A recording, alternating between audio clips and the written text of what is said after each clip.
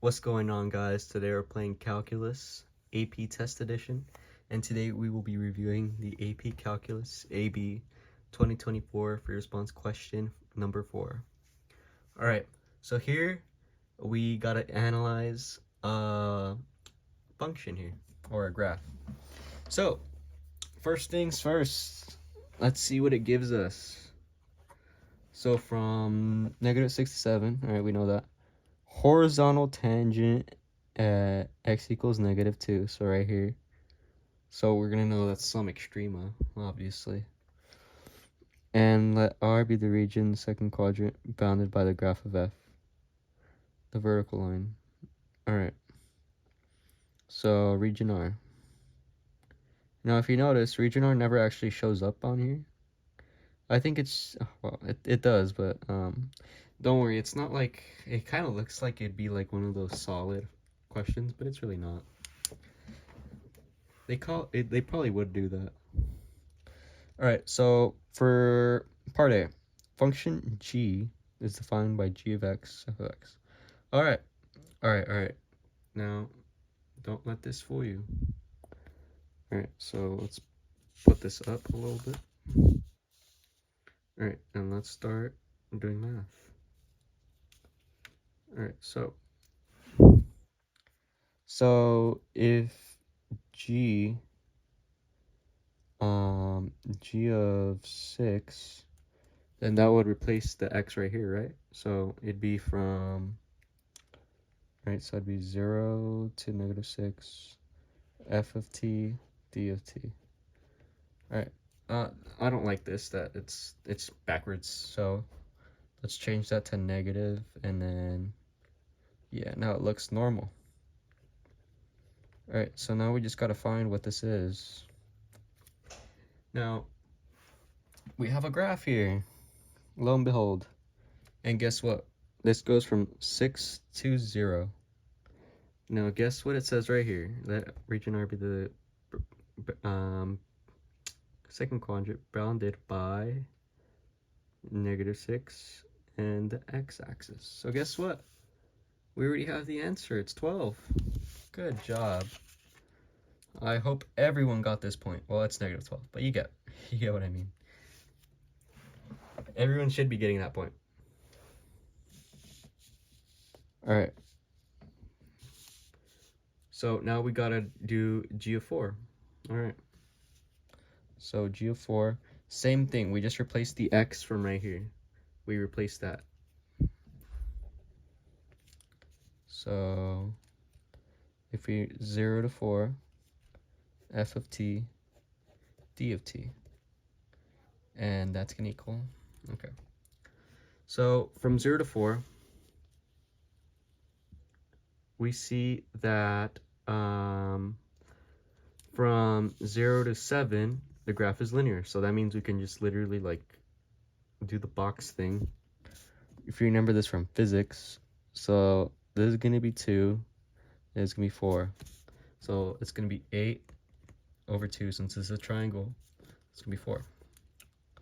So 0 to 4, guess what? It's 4. Alright. We're doing really good right now.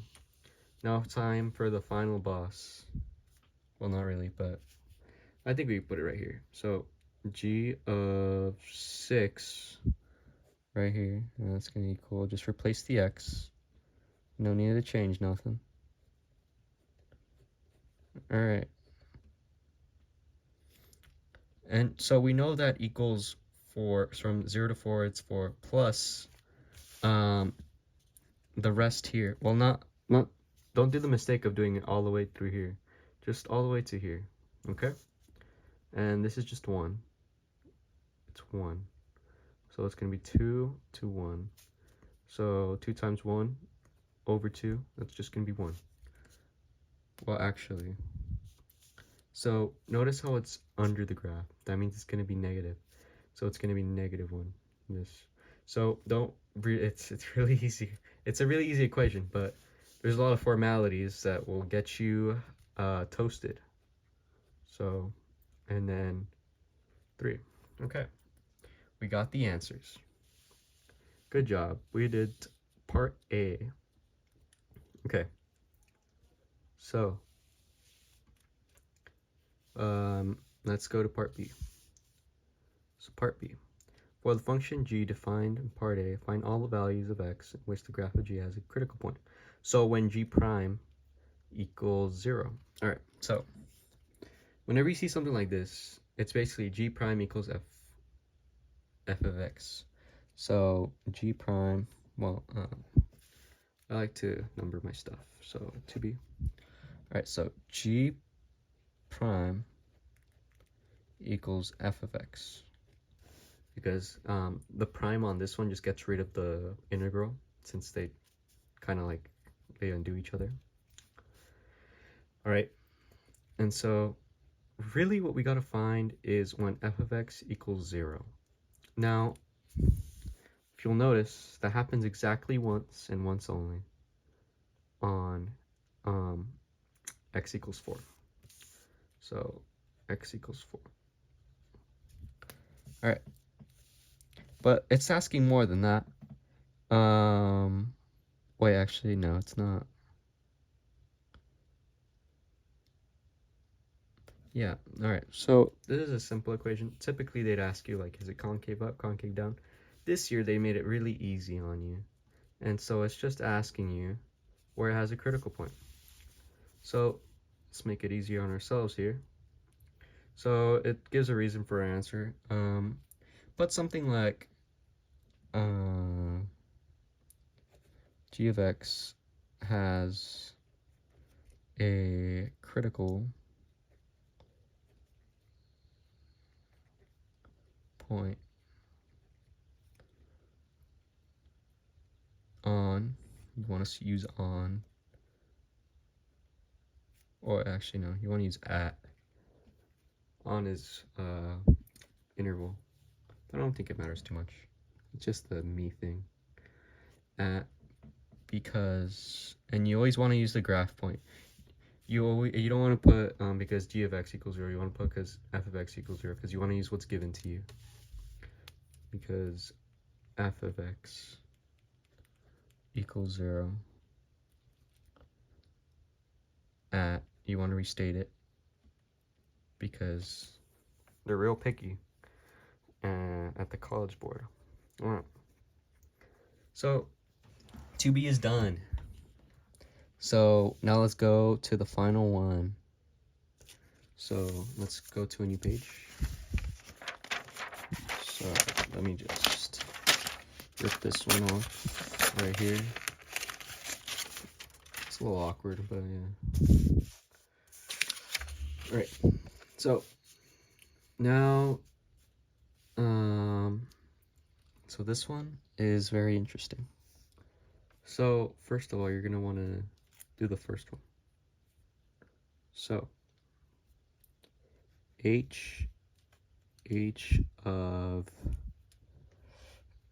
6 equals 6 to negative 6 f of t dt. Now you're like, wait a minute, we don't have that graph. You're right. So that's where you got to use the fundamental theorem of calculus. So that actually equals the antiderivative, which is just taking away the prime, f of 6 minus f of negative 6. Now, it kind of would be a problem, but very conveniently, we know what those are. F of 6 is negative 1. Oh, look at that. And minus, and f of negative 6 is 1.5, so it's negative 1.5. No, 1.5, 0.5. I'm sorry. Now this is 1.5. I got carried away a little bit. So, look, we're 1/3 done. Alright, so now we got to get h prime of 6. Alright. So let's go back to this. Notice how we got to do the exact same thing, except we're just moving one over. So this was g prime, and that one's still f of x. We're doing h prime, but instead of just being f of x, we're not changing it. It's still f prime of x. We're not doing f double prime. You'll see what I mean in a minute. So h prime of x equals f prime of x. All right. And so you're gonna h prime of 6, f prime of 6. So f prime of 6, what is that? Well, think about it. The derivative is just really just slope. We got 6 right here. All right. Rise over run. So we can clearly see right here that it's going at a less than 1 because it's going down. Think of the hill, it's going down, and it's a fraction because it's not going down completely 1. So it's rising -1 and it's running 2. So this answer is -2. I mean -1/2. -1/2, you can say whatever. All right. Now this is where things get tricky. So what is this?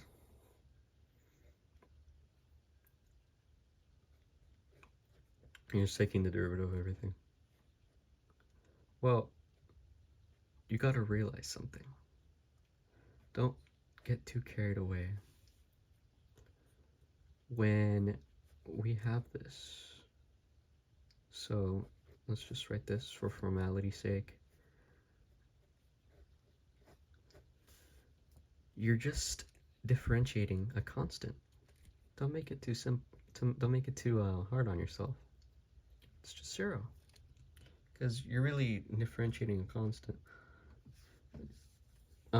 Worst comes to worst, typically in an AP calculus exam, they sometimes, or most of the times, make you go back to your past work, and this is one of the examples. So really look at what you already did, and typically the answer will be right there in plain sight. All right, I'll be back for more later. Thanks for watching.